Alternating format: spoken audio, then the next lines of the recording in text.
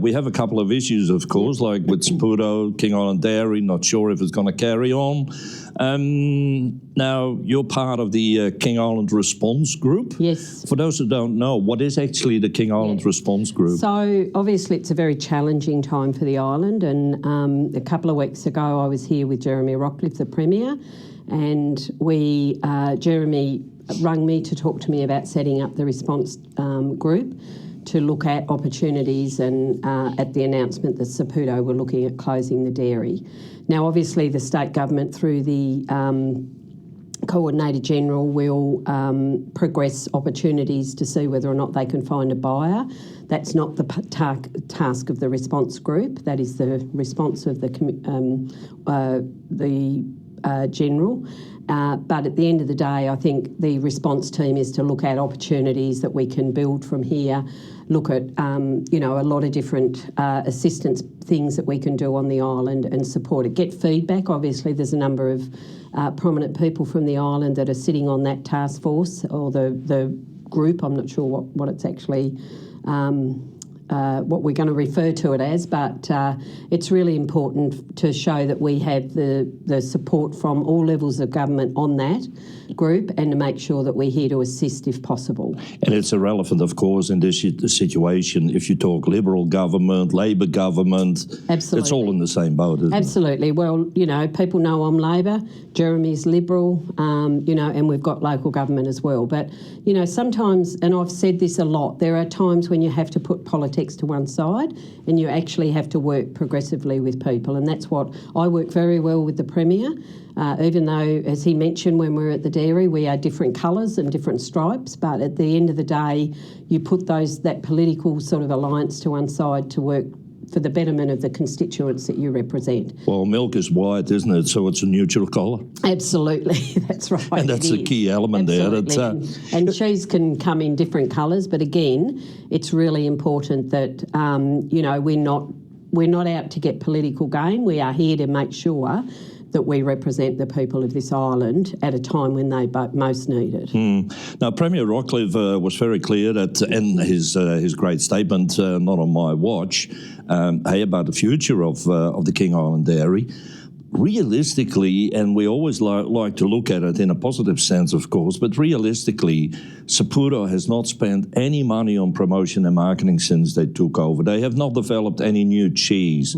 Any work that has done to the factory has been more patch-up than really development.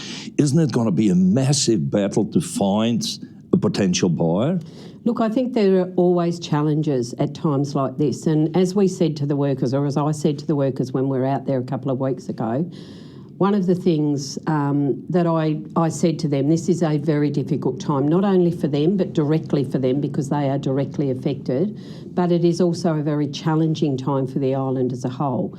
It's challenging for the island because not only is it the workers at the factory, but it's also the dairy farms that produce the milk and provide that, but also the flow-on of from manufacturing. We know there are other people that are involved in jobs and roles that they have because that factory exists. And particularly in the small community, of course. And particularly in a small regional communities, and even more exacerbated with difficulty because you're on an island where you can't just sort of move.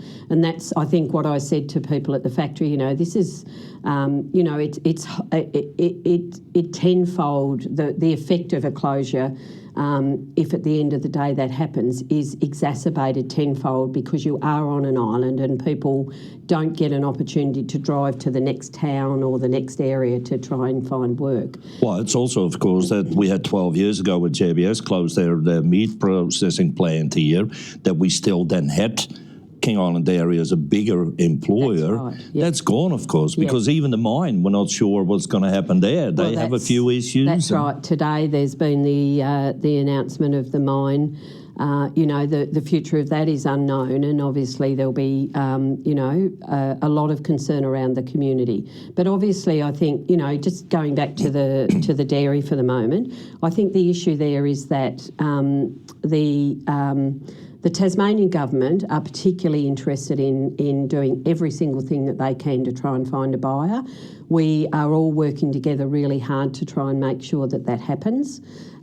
It doesn't mean to say that we want to, promise people the world and not deliver, but I think what we want to do is to make sure that at the end of the day, whatever happens, we can stand and say, look, we left no stone unturned. And that is really important to make sure that we don't, at the end of the day, as whatever the outcome, think we did every single thing that we could to make sure that that continued to operate at the end of the day. So that's the important message. It is a difficult time. And as I said to the workers the day I was at the dairy, it is a time for them which is very difficult for them and their families and others in the community, but what they should do is reach out to one another, support one another and stick together, and we will try and do that heavy lifting from another avenue. Do you think that if a buyer would be available, would say, yeah, I'm happy to buy this setup, do you think that the federal government would provide any form of funding? Would there be an opening for that? Yeah, look, I think there's lots of discussions to be had in that meantime. I mean, obviously, I think the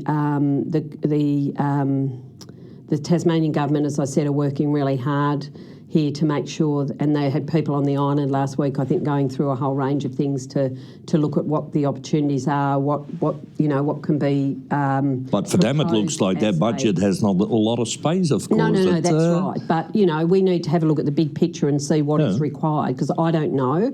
I've heard anecdotally that the factory, some of the machinery is older and all that.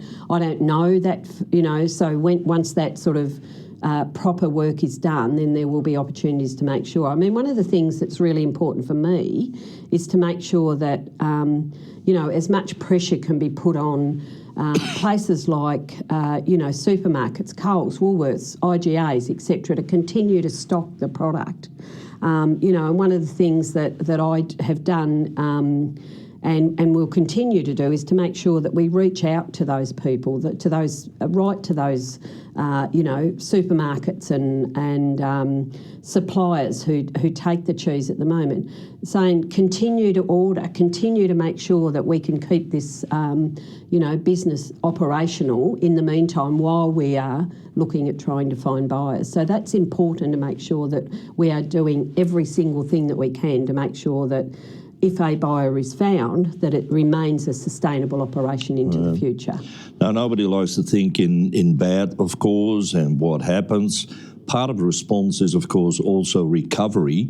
Can you think of any form of recovery? What could happen on King Island, to make it a better place, to bring people back again? Because like in many places in Australia, cost of living, airfares and housing are three massive key elements on this island that stops people to come here, or could stop people to come and live here. Yeah. So look, housing is certainly a major issue here on the island. It's also an issue everywhere in Australia at the moment. We as a government are looking at opportunities to do a whole range of things around housing. We're helping people to buy, we're helping people to build, we're putting in money into social housing. There's a lot of work that's being done in that. That takes time. You can't just, build a house overnight and do that. But there is a lot of effort being put into that sort of stuff. But you're right, there are, I think, opportunities that we could look at to make sure that we make this place as attractive as possible. Places can be reinvented, if you like, and I've seen that a lot on the west coast of Tasmania when Mount Lyell mine closed down there. Again, it's a bigger island and there's a lot of opportunities for people to drive in, drive out. But, that township of Queenstown has reinvented itself around tourism, they've got a lot of an artistic community that really didn't exist there very much before. There were artists, but they have really award-winning artists there now. I can see King Island could, turn into, an opportunity for people to live here, but also work here. And people can work pretty much anywhere nowadays with, connectivity. And I know that's not brilliant all the time here, but it is getting improved all the time. But there are opportunities.